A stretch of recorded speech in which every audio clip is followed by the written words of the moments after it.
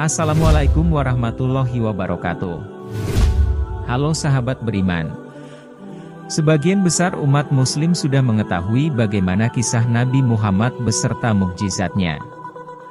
Cerita kehidupan ini bukan hanya sekedar cerita saja melainkan menjadi panutan untuk menerapkannya dalam kehidupan.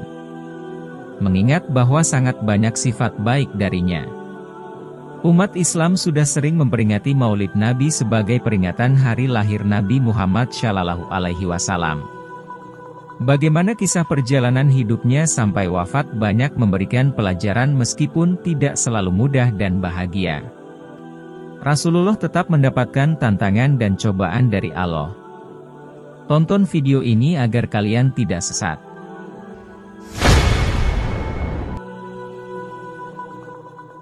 1. Kelahiran Nabi Muhammad SAW. Nabi Muhammad lahir di Makkah hari Senin, 12 Rabiul Awal pada tahun 571 kalender Romawi, 1450 tahun yang lalu. Rasul lahir dari ibu bernama Aminah dan ayahnya bernama Abdullah. Rasulullah SAW pernah ditanya mengenai puasa pada hari Senin, lantas beliau menjawab, "Hari Senin adalah hari aku dilahirkan." Tahun tersebut juga disebut sebagai tahun gajah, yakni tahun ketika pasukan gajah di bawah pimpinan Abraha Habasyah tengah menyerang Ka'bah. Allah Subhanahu wa Ta'ala pun menghentikan aksi mereka dengan segala kebesarannya. Burung ababil pun datang menjatuh batu-batu untuk mendatangkan wabah penyakit. Kisah kelahiran Nabi Muhammad ini ada di dalam surah Al-Fil yang memiliki arti tahun gajah. Rasulullah lahir di masa ini dan dibesarkan sebagai anak yatim karena ayahnya, Abdullah telah meninggal dunia sebelum usianya genap 3 tahun. Semasa kecilnya, akhirnya dibesarkan oleh kakeknya, Abdul Muthalib. Pada saat Nabi lahir, seorang ibu bernama Halimah Sadiah dengan ikhlas mau menyusui Muhammad meski ASINY-nya sulit keluar. Namun karena keikhlasan Halimah pun diberi balasan oleh Allah Subhanahu wa Ta'ala, karena setelah itu air ASINY-nya keluar dengan deras. 2. Masa kecil Nabi Muhammad. Nabi Muhammad dilahirkan dalam keadaan yatim di rumah Abu Talib. Semasa kecilnya, Rasulullah tumbuh dan menjalani kehidupannya seperti pada anak pada umumnya. Adanya tradisi Quraisy pada zaman dahulu, pada hari ke-18 membuat ibunya harus menyembunyikannya di pedalaman. Tradisi Quraisy tersebut membuat Nabi Muhammad tidak bisa merasakan kasih sayang ibunya sampai berumur 8-10 tahun. Hal ini justru membuatnya berada di bawah asuhan Halimah binti Sadiah selama 3 tahun. Rasulullah menjadi anak yang tanggap, bersikap baik dan cerdas pada masanya. 3. Masa remaja Nabi Muhammad. Pada masa remaja, Nabi Muhammad terjaga dari perbuatan merugikan kawan sekitarnya. Sampai suatu ketika, Nabi pun bercerita ketika 2 kali duduk saat mendengarkan pesta perkawinan di zaman jahiliyah. Allah justru menutup telinganya sampai tertidur dan terbangun esoknya. Setelah itu, aku tidak pernah lagi berniat mengikuti perbuatan buruk, hadis riwayat Tabrani. Muhammad yang menginjak usia 20 tahun di Mekah yang bertepatan peristiwa Harbul Fijar antara kabilah Quraisy melawan Qais dan Ailan. 4. Nabi Muhammad menjelang dewasa. Menjelang usia Nabi Muhammad yang dewasa, membuatnya semakin menekuni dunia bisnis. Nabi pun berdagang dengan kawan terbaiknya yakni Sa'id bin Abi Sa'id. Barulah pada saat berusia 25 tahun, Rasulullah menjalin kerja sama bisnis bersama wanita kaya raya yakni Siti Hadijah. Perkenalan Muhammad dengan Hadijah memang berawal dari dunia perniagaan. Perempuan ini biasa membiayai kafilah perdagangan Mekah ke Suriah untuk nanti membagi keuntungan bersama mitranya. Hal ini menjadi alasan bagi mereka berdua dalam melakukan perjalanan dagang tersebut. 5. Pernikahan Nabi Muhammad dan Hadijah. Banyaknya kegiatan perdagangan yang melibatkan mereka berdua, membuat Hadijah merasa kian tertarik. Perempuan ini akhirnya mengutus seorang sahabatnya, Nafisah binti Umayyah untuk menyampaikan keinginannya yakni melamar Muhammad. Muhammad Shallallahu Alaihi Wasallam pun menyampaikan kabar gembira ini kepada paman-pamannya. Salah satunya yakni, Hamzah bin Abdul Muthalib lantas mendatangi rumah Khuwailid bin Asad dengan Muhammad untuk melamar Khadijah. Maka menikahlah mereka berdua ketika Nabi berusia 28 tahun. 6. Nabi Muhammad mendapatkan wahyu pertama.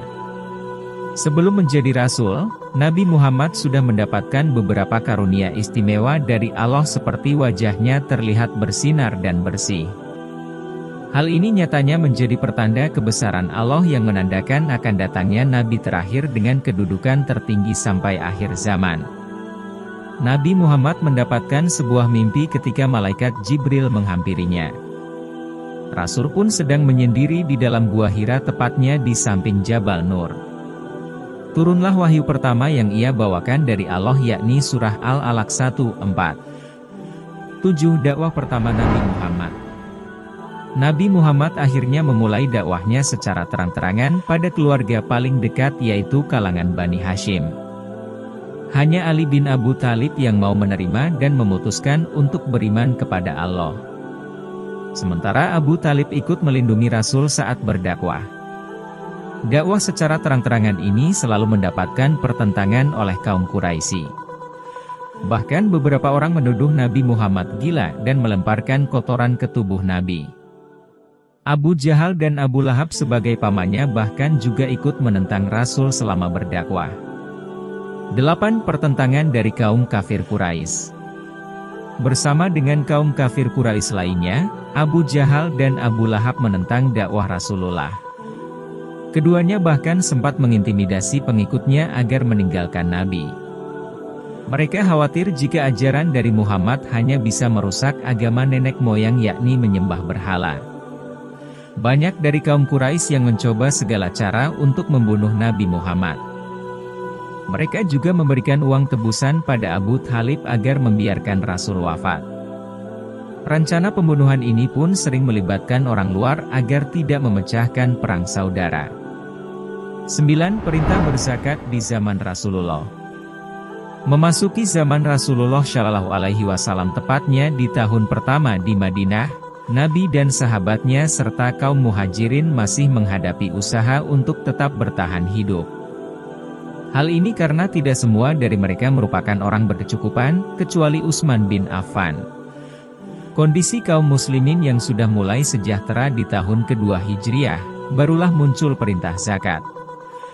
Nabi Muhammad Shallallahu Alaihi Wasallam akhirnya langsung mengutus Mu'adz bin Jabal untuk menjadi kadli di Yaman. Rasul pun memberikan nasihat kepadanya agar menyampaikan pada ahli kitab tentang hal ini. 10. Perintah kurban di masa Rasulullah. Nabi Muhammad melaksanakan perintah kurban ketika sedang melakukan haji wada di Mina. Saat itu, Rasulullah menyembelih sebanyak 100 ekor unta. Beliau melaksanakannya sendiri pada 63 ekor sementara sisanya ia serahkan kepada Ali bin Abi Thalib. Penyembelihan ini Nabi Muhammad lakukan setelah melaksanakan sholat Idul Adha. Perintah ini pun sudah ada di dalam surah Al-Hajj ayat 36 mengenai jenis hewan yang bisa umat muslim jadikan sebagai kurban. Sebagai umat muslim, juga harus mengetahui cara menyembelih dan tujuannya. 11. Wafatnya Nabi Muhammad. Abu Bakar sebagai sahabat Nabi Muhammad yang sedang tidak di Madinah, terjadilah peristiwa sangat menyedihkan. Rasulullah wafat bersamaan dengan turunnya wahyu Allah yakni surat Az-Zumar ayat 30. Artinya, sesungguhnya kamu akan mati dan sesungguhnya mereka akan mati pula. Nabi Muhammad mulai sakit di bulan Syafar tahun 11 Hijriah. Beliau sakit kepala dan demam hingga akhirnya membuat suhu tubuh meninggi. Kondisi ini terjadi selama kurang lebih 2 minggu. Rasulullah akhirnya mengunjungi rumah istri-istrinya dan tiba di kediaman Aisyah dengan badan sudah lemah. Mukjizat yang luar biasa Nabi Muhammad dari Allah. Allah memberikan kemampuan yang begitu luar biasa dan sama halnya seperti Nabi Musa, Isa dan Sulaiman. Mukjizat akan mendukung kebenaran kenabian untuk para nabi dan rasulnya. Maksud lainnya adalah melemahkan lawan dan musuh jika hanya merugikan dan membahayakan umat muslim. 1. Air susu yang melimpah. Mukjizat pertama kali sudah ada ketika kelahiran Nabi Muhammad. Halimah yang memiliki tubuh kurus kering mencoba menyusui bayi Muhammad dan terlihat air susu mengalir dengan deras. Padahal sebelumnya, hal ini tidak pernah terjadi pada anak kandungnya, bahkan merasa sering kurang. Bersamaan dengan keanehan yang dialami oleh Halimah, suaminya pun juga merasa heran. Pasalnya unta betina tua miliknya tiba-tiba menghasilkan air susu begitu melimpah. Keduanya pun bisa meminumnya dengan sangat puas, bahkan dapat memenuhi kebutuhan untuk sehari-hari. 2. Pembelahan dada. Halimah mengasuh Muhammad kecil kurang lebih selama 2 bulan. Ibunya sempat menolak jika anaknya hidup di Mekah karena terasa tidak begitu mendukung untuk perkembangan Muhammad. Akhirnya, bayi itu pun kembali mengikuti ibu asuhnya dan tumbuh remaja dengan saudara-saudaranya. Muhammad yang sedang menggembala bersama saudaranya, tiba-tiba datanglah 2 orang laki-laki berpakaian serba putih. Keduanya langsung membelah dadanya dan langsung mengambil benda hitam di dalamnya. Nabi sebenarnya tidak tahu apa tujuannya, begitupun dengan Halimah dan suaminya. 3. Membelah bulan. Kisah mukjizat oleh Nabi Muhammad ini terjadi saat kaum kafir menentangnya untuk membuktikan kenabiannya. Rasulullah akhirnya menunjukkannya dengan membelah bulan atas kebesaran Allah. Kalangan Quraisy tentu terkejut pada apa yang bisa Muhammad lakukan. Bahwa orang Mekah meminta utusan Allah untuk menunjukkan kepada mereka tentang mukjizat, dan ia menunjukkan kepada mereka adanya pemisahan bulan. Sahih Al-Bukhari. Membelah bulan ini tentu hanya salah satu dari banyaknya mukjizat dari Nabi Muhammad atas kebesaran Allah. 4. Air mengalir dari jari tangannya. Mukjizat Nabi Muhammad lainnya bisa terlihat ketika air bisa mengalir dari jari tangannya. Kisah ini bertepatan dengan hari Al-Hudaybiyah atau perjanjian. Orang-orang merasakan haus yang sangat luar biasa. Hal ini membuat mereka akhirnya bergegas menuju ke Rasulullah tepat setelah wudhu. Orang-orang berkata jika tidak memiliki air untuk minum dan wudhu kecuali hanya sepanci air kecil yang tentunya kurang bagi semuanya. Muhammad pun meletakkan tangannya ke dalam wadah dan air mulai keluar dari jari-jarinya. Akhirnya semua manusia di sekitarnya bisa menghilangkan rasa haus. 5. Makanan yang sedikit cukup untuk banyak orang. Abu Talhah serta istrinya sempat mendengar Muhammad sedang ada dalam keadaan lemas. Keduanya lalu memutuskan untuk mengundang Nabi makan di rumahnya. Nyatanya Rasulullah datang dengan mengajak banyak sahabatnya, bahkan mencapai 70-80 orang. Abu Talhah dan istrinya tentu merasa kebingungan dengan banyaknya orang yang datang. Nabi pun mendoakan makanannya sebelum mempersilahkan tamu memakannya.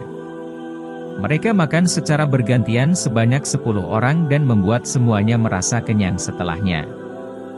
6. 1 gelas susu mampu mengenyangkan banyak orang. Mukjizat Nabi lainnya juga berhubungan dengan poin sebelumnya. Susu yang bisa mengenyangkan banyak orang bisa menjadi salah satu kisah menarik dari Rasulullah. Abu Hurairah adalah teman Nabi Muhammad yang sangat miskin dan kelaparan, namun memiliki banyak ilmu pengetahuan dan hafalan. Suatu hari, Muhammad bertemu dengannya dan memintanya untuk mengikutinya. Kemudian Nabi menemukan 1 gelas susu dan mengundang banyak orang datang ke rumahnya. Abu Hurairah sebagai orang pertama meminumnya dan seterusnya sampai semuanya merasa kenyang sepuasnya. 7. Doa minta hujan. Ketika Rasulullah sedang berkhutbah pada sholat Jumat, ada seseorang yang meminta kepada Nabi untuk berdoa segera turun hujan. Hal ini karena kekeringan telah berlangsung cukup lama dan sangat berdampak pada berbagai hal. Nabi Muhammad pun mencoba mendoakan sampai Jumat berikutnya. Namun seseorang datang membawa kabar pada Rasulullah bahwa banyak rumah telah mengalami kerusakan akibat hujan yang turun dalam waktu lama. Nabi Muhammad berdoa agar bisa pindah ke Madinah sesuai dengan permintaan umatnya. Awan-awan pun langsung bergerak ke pusat kota. 8. Mengobati sakit mata. Sesaat sebelum penaklukan benteng Khaibar berlangsung, Ali bin Abi Thalib yang sebagai pemegang bendera mengeluh sakit mata. Rasulullah pun memanggil Ali dan langsung meludahi matanya. Nyatanya hal ini menjadi salah satu mukjizatnya dari Allah karena bisa sembuh dalam waktu singkat. Mata Ali pun langsung sembuh dan tampak tidak pernah sakit sebelumnya. Ali bin Abi Thalib yang bertugas untuk membawa bendera bisa dengan mudah melanjutkan tugasnya. Mukjizat milik Nabi Muhammad ini pun membuat penaklukan benteng Khaibar dapat berlanjut. 9. Hidupnya kerikil. Nabi Muhammad bisa menghidupkan kerikil yang menjadi salah satu mukjizatnya.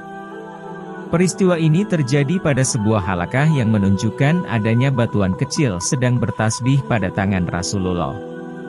Kejadian ini juga ada di dalam suatu hadits riwayat Tabrani. Abu Dzar berkata bahwa sesungguhnya aku menyaksikan Rasulullah di dalam sebuah halakah. Ada batu kerikil di tangannya dan sedang bertasbih di telapaknya. Bersama kami ada Abu Bakar, Umar, Utsman, dan Ali, semoga Allah merahmati semuanya. 10 pelepah yang menangis. Selama belum ada mimbar, Rasulullah yang berkhotbah kerap bersandar pada sebatang pelepah kurma. Peristiwa menarik ketika sudah terdapat tempat untuk berdakwah, pohon bekas sandarannya itu pun terdengar menangis. Nabi Muhammad pun langsung mengusapkan tangan ke permukaannya. Batang kayu yang menjadi tempat biasa Nabi Muhammad berkhotbah terdengar menangis. Orang-orang terdahulu mendengarnya bagaikan unta sedang melahirkan sehingga terasa sangat menyakitkan. Rasulullah pun datang menghampirinya untuk meletakkan tangan kemudian terdiam. 11. Isra Miraj. Isra Mikraj menjadi momen yang penting dalam sejarah umat Islam lantaran Rasulullah menerima perintah melakukan sholat 5 waktu. Isra artinya perjalanan di malam hari sementara Miraj berarti tangga. Hal ini merujuk ke kisah Nabi Muhammad dari bumi menuju ke langit sampai Sidratul Muntaha.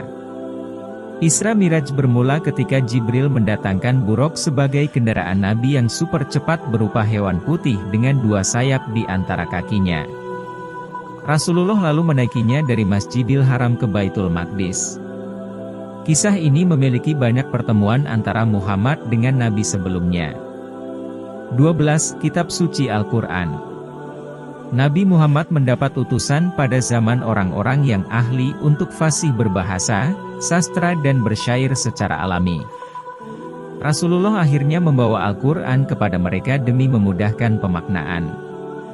Mukjizat ini menjadi paling utama bagi Muhammad dari Allah Subhanahu wa Ta'ala. Dalam Al-Quran sendiri sudah menjelaskan bahwa mukjizat dalam bentuk kitab hanya ada pada 4 nabi dan rasul. Keempatnya adalah Musa alaihi salam, Daud alaihi salam, Isa alaihi salam dan Muhammad shallallahu alaihi wasallam. Al-Quran menjadi paling terakhir dan abadi sepanjang zaman. Sementara sebelumnya tidak berlaku ke masa berikutnya. Itulah cerita singkat tentang Nabi Muhammad dari lahir hingga wafat dan beberapa mukjizatnya.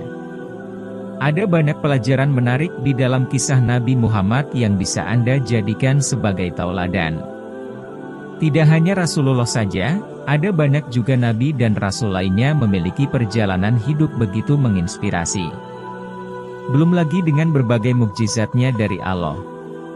Terima kasih sudah menonton video ini, jangan lupa klik tombol subscribe, like, komen dan share video ini ke teman-teman kalian, agar teman-teman kalian tahu apa yang kamu tahu.